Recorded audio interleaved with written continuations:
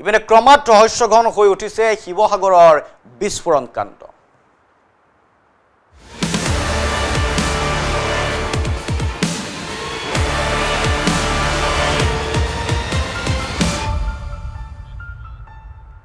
বৰ্তমানেও জালত পৰা নাই মূল অভিযুক্ত জেলিল আৰু আবুল অপৰাধীৰ ক্লু উলিওৱাত ব্যৰ্থ হৈছে শিৱসাগৰ আৰক্ষী ওএনজিচিৰ ভূমিকাক লৈ সন্দেহ প্ৰকাশ কৰিছে দল সংগঠনে আৰু সোমবাৰে শিৱসাগৰৰ সিংহদুৱাৰত সংঘটিত হৈছিল এক বিস্ফোৰণ তেল চুৰিৰ ঘাটিত সংঘটিত বিস্ফোৰণত আহত হৈছিল দুজনকৈ লোক বিস্ফোৰণস্থলীৰ পৰা আৰক্ষীয়ে জব্দ কৰিছিল খাৰুৱা তেলৰ এক বৃহৎ ভাণ্ডাৰ আৰু ওএনজিচিৰ ভেলভত বিন্ধা কৰি তেল চুৰি কৰিছিল জেলিল আৰু আবুলৰ গেঙে দীৰ্ঘদিনৰ পৰা তেল চুৰি কৰি ঘটিছিল কোটি কোটি টকা ৰাজহুৱা সম্পদৰ এনে অপচয় ইমান দিনে কিদৰে গম পোৱা নাছিল প্ৰশাসনে কিয় ঘটনাক লৈ কোনো তৎপৰতা নাছিল ওএনজিচিৰ অৰ্থাৎ ওএনজিচি লগতে প্ৰশাসনো জড়িত হৈ আছিল নেকি এই তেল চুৰি কাণ্ডত জড়িত হৈ নাথাকিলেও ৰহস্যজনকভাৱে কিয় চকুমুদা কুলিৰ ভাওত উঠিছিল সচেতন ৰাইজৰ মাজত শিৱসাগৰত এই প্ৰশ্ন স্বাভাৱিকভাৱে উত্থাপিত হৈছে আমি আপোনালোকক জনাইছো যি দুই অভিযুক্ত যিয়ে এই তেল চুৰি চক্ৰ চলাই থকাৰ অভিযোগ আছে দুদিন ধৰি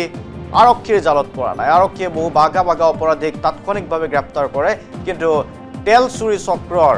ক্লু উলিয়াবলৈ সক্ষম হোৱা নাই শিৱসাগৰ আৰক্ষীয়ে সমগ্ৰ বিষয়টো ৰহস্যজনক আৰু শিৱসাগৰত ব্যাপক প্ৰতিক্ৰিয়াৰ সৃষ্টি হৈছে কোট খেৰাল এই দুই অভিযুক্ত হবিয়ে জানিম আমি যাব বিচাৰিছো আমাৰ সতীৰ্থ ইৰিচাদৰ ওচৰলৈকে ইৰিচাদ শিৱসাগৰৰ বিস্ফোৰণ কাণ্ড আৰু তাৰ পাছত তেল চুৰি চক্ৰ সমগ্ৰ ঘটনা এতিয়া ৰহস্যৰ আঁৰত কাৰণ কোনো ক্লু নাই আৰক্ষীৰ ওচৰত কোট খেৰাল এই দুই অভিযুক্ত চাওক ইতিমধ্যে ক'ব লাগিব যে আমি প্ৰথম দিনৰ পৰাই ধাৰাবাহিকভাৱে এনবি নিউজে এই সন্দৰ্ভত বাতৰি সম্প্ৰচাৰ কৰি আহিছিলোঁ আৰু সিংহদুৱাৰৰ যিটো অঞ্চল প্ৰথম বিস্ফোৰণৰ পিছত এই বিস্ফোৰণথলীলৈ আচলতে কৌশলগত আৰু ৰহস্যজনকভাৱে কোনো ধৰণৰ ভিজুৱেল ল'বলৈ এটা অপশক্তিয়ে আমাক দিয়া নাছিল কিন্তু তেতিয়াই আমাৰ ৰহস্য উপজিল আৰু ৰহস্য উপজাৰ লগে লগে তাত যেতিয়া আৰক্ষী প্ৰশাসন গৈ পালে আৰু তেতিয়া তাত এক ডাম্পাৰত গোপনভাৱে চেম্বাৰ নিৰ্মাণ কৰি থকা অৱস্থাত ৱেল্ডিং কৰি থকা অৱস্থাত এই বিস্ফোৰণ সংঘটিত হোৱা কথা উন্মোচিত হ'ল আৰু তাত মুজাক্কিৰ আৰু জেলিল বুলি আন এজন ব্যক্তি গুৰুতৰভাৱে আঘাতপ্ৰাপ্ত হৈছিল আৰু তাৰ পাছতে আচলতে সেই চৌহদটোত অত্যন্ত কৌশলগতভাৱে কোনো কাম নোহোৱাকৈ আচলতে কিছুমান পাম্প ছেট বহাই থোৱা আমাৰ প্ৰত্যক্ষ কৰিছিলোঁ আৰু যাৰ পৰা আমাৰ যিসমূহ ৰহস্য বা যিসমূহ সন্দেহ আছিলে সন্দেহসমূহ বেছি হ'বলৈ আৰম্ভ কৰিল আৰু এই তদন্ত আমি যেতিয়া চাবলৈ নিজে চেষ্টা কৰিছিলোঁ তেতিয়া এটা টেংকিৰ ভিতৰত RCC বিল্ডিঙৰ নৱনিৰ্মিত যি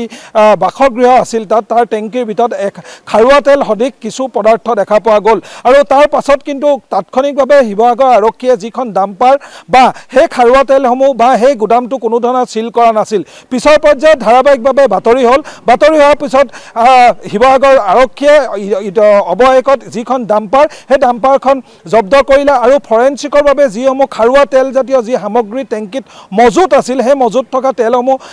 ফৰেনচিকলৈ লৈ যোৱা হ'ল আৰু এই সমগ্ৰ ঘটনাটোৰ ওপৰত 119/25 নং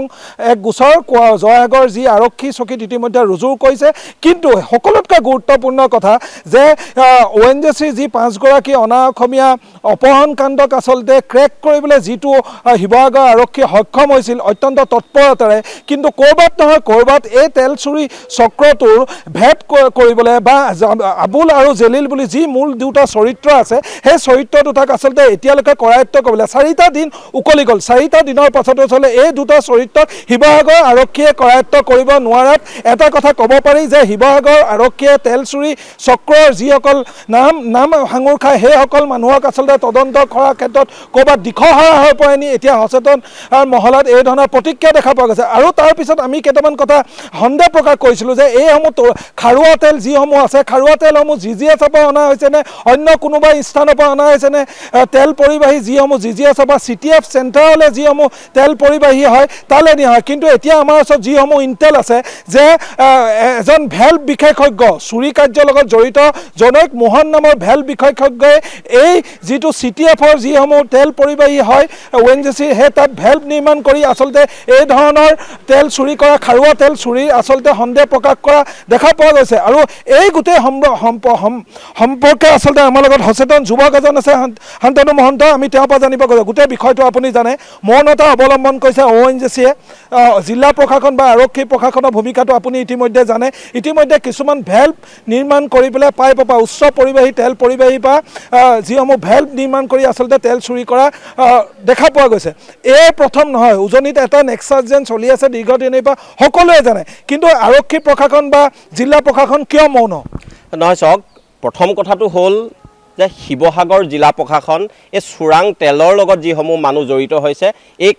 এই মানুহখিনিক আচলতে উৎখাত কৰাৰ ক্ষেত্ৰত সাংঘাতিক ৰূপে ব্যৰ্থ হৈছে। এইটো ইতিমধ্যে আমি কৈছোঁ। শিৱসাগৰ আৰক্ষী এই কোনোবাখিনিত এনেধৰণৰ মানুহৰ জেপত সোমাই আছে নেকি আমি প্ৰশ্ন কৰিব বিচাৰিছোঁ। আমি মুখ্যমন্ত্ৰী মহোদয়ক ৰাতিপুৱাৰ ভাগত যেতিয়া আপোনালোকে অনুষ্ঠান কৰিছিলে তেতিয়াও আমি এটা কথা কৈছোঁ যে শিৱসাগৰ আৰক্ষীৰ পৰা আপুনি ভাল একো এটা আশা কৰিব নোৱাৰি। ইয়াৰ পূৰ্বেও আমি বহুতবাৰ ক'লোঁ, বহুতবাৰ আমি বহু ব্যক্তিৰ ওপৰত আমি এজাহাৰো দাখিল কৰিলোঁ। শিৱসাগৰ জিলা প্ৰশাসনে এজাহাৰখন ৰেজিষ্টাৰ কৰাৰ ব্যৱস্থাই গ্ৰহণ কৰিব নোৱাৰে। গতিকে নিশ্চিতভাৱে শিৱসাগৰ জিলা প্ৰশাসন এনেধৰণৰ মানুহৰ জেপত যে সোমাই আছে এই কথাটো জল পটপটকৈ ওলাই আছে। আৰু দ্বিতীয় কথাটো হ'ল এই কাৰবাৰটোত এজন বা দুজন ব্যক্তিয়ে এই কাৰবাৰটো কৰাটো কেতিয়াও সম্ভৱ নহয়। যিহেতু আমি এতিয়া গম পাইছোঁ যে ইয়াত ইণ্টেলেকচুৱেল মানুহ কিছুমান জড়িত হৈ আছে বা তেলৰ আচলতে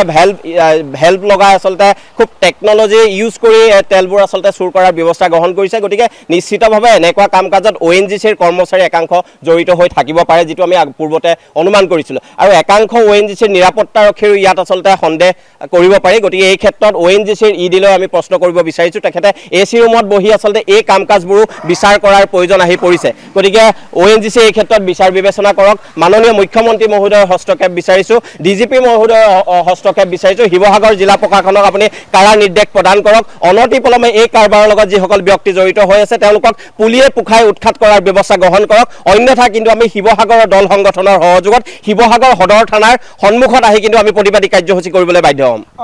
ইতিমধ্যে কৈছে যে এওঁলোকক আচলতে এটা ৰিজাল্ট লাগে। মোক 2 মিনিট সময় ল'ম শান্তনু মহন্ত আপোনাৰ পৰা। এই গোটেই নেক্সাছটোৰ লগত এতিয়া সাঙুৰ খাইছে এজন ৰাজনৈতিক নেতা, যিজন টিকেট প্ৰত্যাশী বুলি ইতিমধ্যে নাম সাঙুৰ খোৱা পৰিলক্ষিত হৈছে। তাৰ লগতে এটা কথা আমি প্ৰথমৰ পৰাই কৈ আহিছিলোঁ যে এই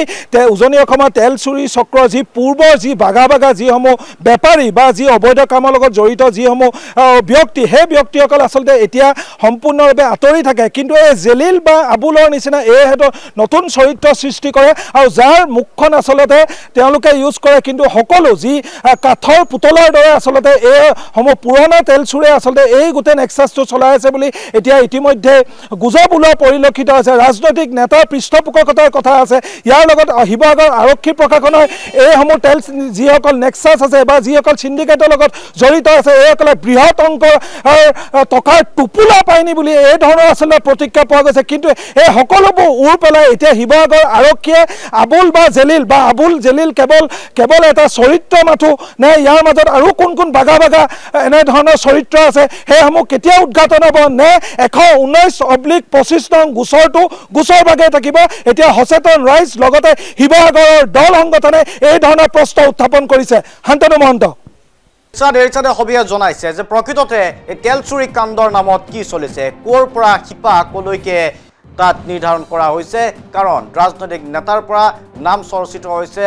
বিয়াগম বিষয়া বিশেষজ্ঞলৈকে। ধন্যবাদ ইৰছাদ।